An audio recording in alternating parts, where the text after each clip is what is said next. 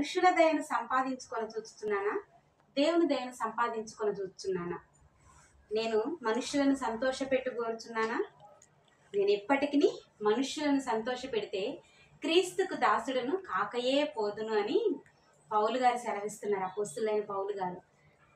కానీ ప్రస్తుత పరిస్థితుల్లో మనుషులు ఎలా ఉన్నారంటే, మనుషులు ఎందుకులేండి, బాగా అభిషేకించబడినటువంటి ఆత్మపూర్ణులైన దైవ సేవకులతో సహా ఎప్పుడు ఏది కొత్తదనంగా చేసి కొత్తగా మాట్లాడి ట్రెండింగ్గా మాట్లాడి మనుషుల్ని సంతోష పెడదామా అని చూస్తున్నారు తప్పించి, నా దేవుని నేను సంతోష పెడుతున్నానా లేదా, నా దేవునికి ఇష్టకరంగా నేను ఉన్నానా లేదా అనేది ఎలాంటి సేవకులు కూడా, ఆత్మపూర్ణులైన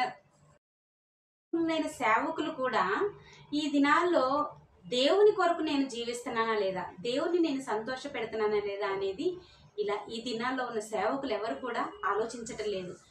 దేవుడు ఏమంటున్నాడు? యెషయా గ్రంథం 58 దేవుడు ఏం చెప్తున్నాడు?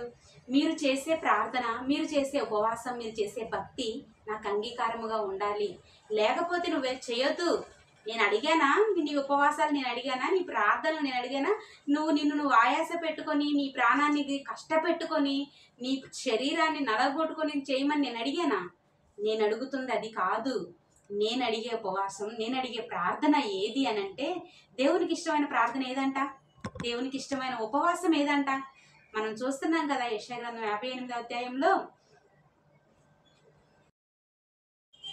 మీరు చేసే ఉపవాసం ఏ విధంగా ఉండాలంటే, ఆకలి అని నీ యొద్దకు వచ్చిన వారికి ఆహారం పెట్టు, వస్త్రాలు లేని వారికి వస్త్రాలు ఇవ్వు, కష్టమని నీ గుమ్మం తట్టినటువంటి నీ సహోదరికి నీ ముఖం త్రిప్పవాకు అని దేవుడు సెలవిస్తున్నాడు. అట్టి ఉపవాసం నాకు ఇష్టమైనది అంటే, మన ఆత్మపూర్ణులైన దైవావేశంతో పరిచర్యలో నిత్యము బిజీగా ఉండే మన సేవకులు ఎలా ఉన్నారంటేనండి, మరలా వాళ్ళు లేచిన దగ్గర నుంచి దెయ్యాలు వెళ్ళగొడతారు, ఆత్మతో వాళ్ళు నిత్యం నింపబడి ఉంటారు.